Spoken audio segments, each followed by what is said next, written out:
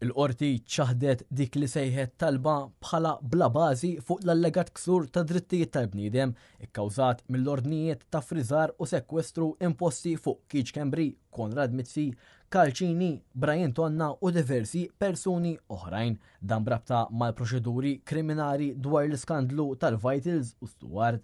Il-Chief of Staff tal-ex Prim Ministru Joseph Muscat, l-ex Ministru tas-Saħħa u l-Enerġija Konrad Mizzi, kif ukoll Muscat kienu intlaqtu bordnijiet ta' ċerta portata hekk imsejħa Seize and Freeze friżar ta' 30 miljun euro kull wieħed bħala parti minn proċeduri kriminali li fihom huma akkużati b'att ta' reati li jinkludu ħasil ta' flus, frodi u qlieħ fraudolenti kif ukoll konfoffa biex jitwetta rejat f'organizzazzjoni kriminali ta' aktar minn 10 min nies.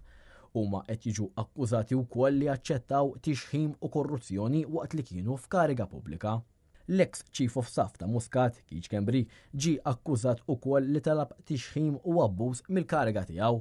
F'sentenza li saret il-ħamis l-imħallef Mark Simjana għalli ma ġiex ippruvat li l-akkużati kienu se jsofru xi ksur ta' drittijiet fundamentali tal-bniedem b'riżultat tal-ordnijiet. Fid-deċiżjoni tagħha il-qorti rrimarkat li l-akkużati jistgħu jitolbu varjazzjoni fi kwalunkwa stadju tal-proċeduri.